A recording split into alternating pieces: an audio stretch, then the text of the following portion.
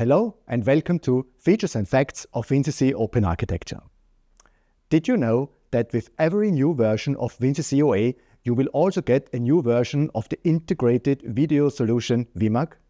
Whom better could we find to tell us about the new features of the WinCC OA video add-on than Benjamin Lilienthal. Hello, nice to have you here. Thanks, be a pleasure to be here again.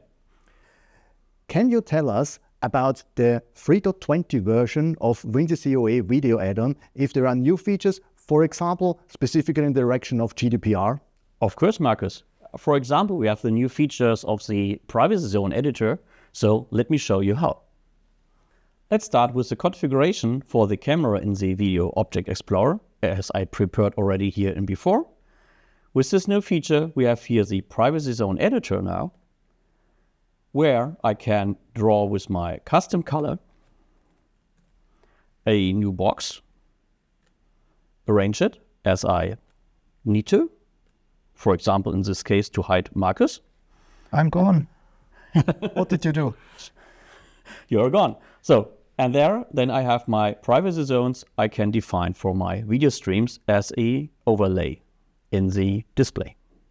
I feel very private now, actually, but can we also have, instead of a full-fledged color like this, a pixelation in the stream? Of course, Marcus, we can. So activating here, and as you can see, I can put it then more detail, or with a lower resolution for the pixelation to hide you. Oh yes, I see. Very well. So why is this that we use the pixelation on our streams? Is this specifically for the entrances of facilities which are maybe sensitive, or?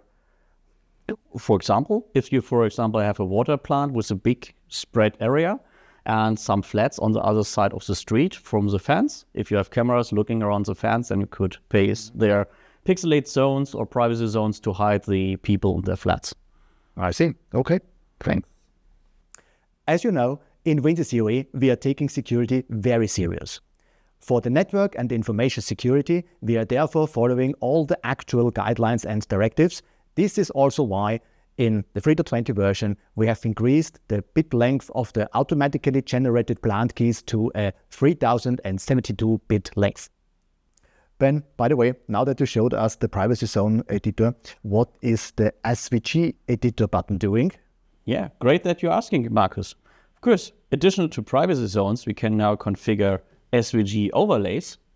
For example, I could place here a text saying, this is my high quality, for example, of the stream for this camera. So the SVG editor is not used for hiding things, but there are other use cases why we would use the SVG overlay instead of privacy zones.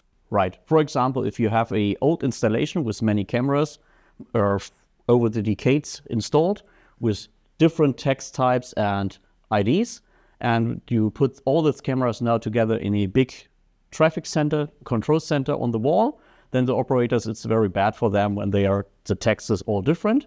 Then you can use that, for example, to put some overlay box somewhere. For example, here on the top, over the text from a camera, and put your custom text here, for example, my camera.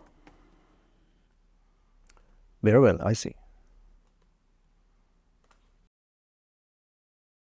Ben, we sometimes get feedback from bigger projects that when they have a large number of streams on their workstations, that the decoding load is really high and they have problems doing that. Do we have actually a solution for that? Of course, Marcus. New with the 3.20, we have a new feature called the layout sensitive bandwidth management. Let me show you how.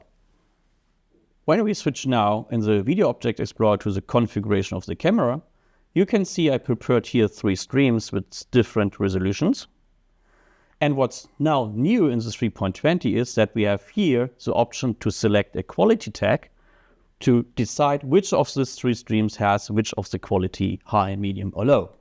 So I did that for all of 3 streams. And if you're now, for example, switching to the WiMAG workstation, we see here that when I drop this video from one dialog to the other, it's switching automatically the quality. Of course, when I also go to high, we're switching to the best resolution. And also what's new with this version is that when other video dialogues are hidden in the background, we are stopping the decoding for them so that we reduce also the load when we're switching to the best quality of one stream to pause all the other ones. That will for sure dramatically reduce the decoder load on the clients. Of course. Is there anything else what you can tell us in the 3.20 version's new features? Of course, Marcus. Let's stay on the workstation and let me show you some new features there.